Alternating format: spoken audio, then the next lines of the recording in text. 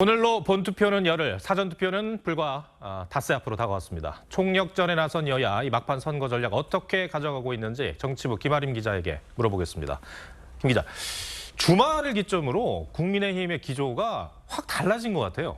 네, 맞습니다. 민주당은 소위 정권 심판론을 계속 밀고 있는 반면에 국민의힘은 사흘 전부터 기조가 확 바뀌었습니다.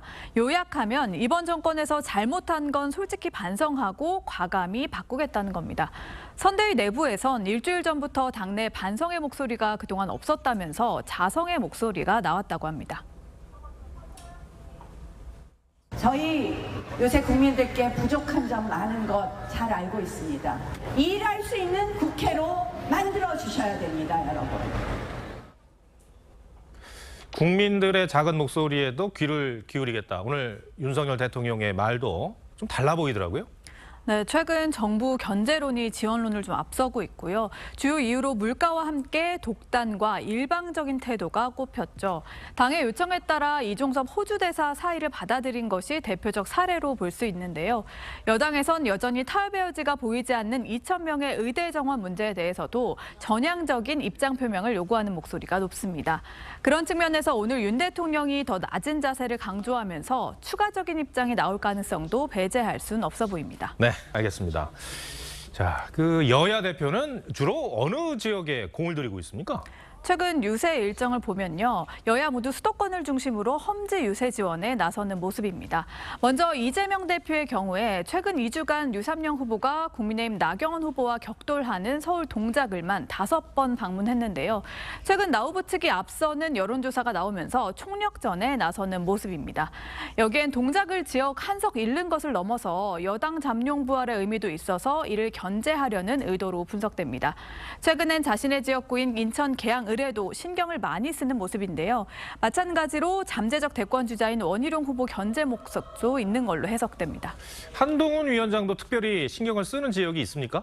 한 위원장은 딱 일주일 전에 무조건 상대보다 1시간 더 일찍 일어나고 1시간 더 늦게 들어가자 하면서 더 부지런히 움직이자고 강조한 바 있는데요. 오늘 하루 일정만 봐도 용인, 안성, 하남 등 빡빡한 일정을 소화하고 있는데요.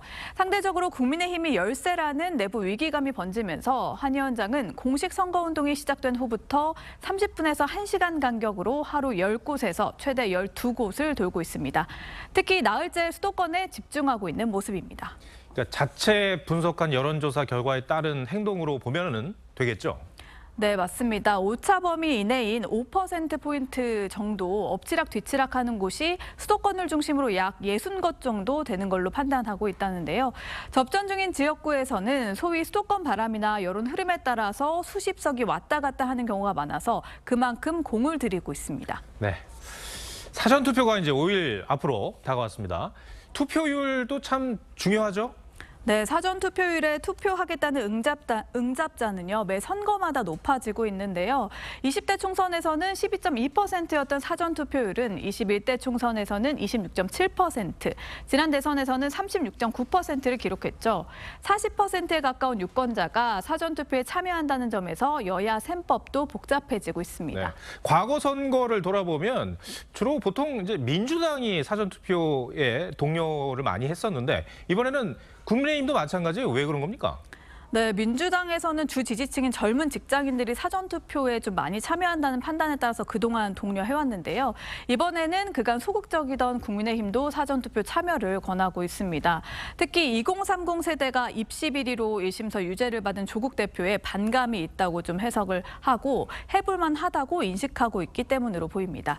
최근 여론조사에서 2030의 조국 혁신당 지지율은 2%로 4060의 10에서 20%대보다 낮았습니다. 조국 혁신당이 민생 1호 공약으로 토익 시험 유효 기간 확대를 내놓은 것도 청년층 표심을 잡기 위한 고민에서 나온 걸로 보이는데요. 결국 이번 선거에서 2030 표심을 누가 잡느냐도 주요 관전 포인트 중에 하나가 됐습니다. 관련해서 이제 선거 막판에 불거진 부동산 투기 의혹 그리고 또 아파트 찬스 이 문제, 여야 모두가 주시를 하고 있죠. 예, 국민의힘은 유세마다 이를 부각시키고 있고요. 또 대변인 논평, 기자회견 등으로 적극 공세를 펴고 있습니다. 새로운 미래와 개혁신당에서도 비판의 목소리를 내고 있는데요. 반면 민주당은 여론 흐름을 주시하면서 이슈가 확대되는 걸 좀 차단하는 데 주력하고 있어서 내주 초에 나올 여론조사 추이가 중요할 것으로 보입니다. 네, 알겠습니다. 김아린 기자, 잘 들었습니다.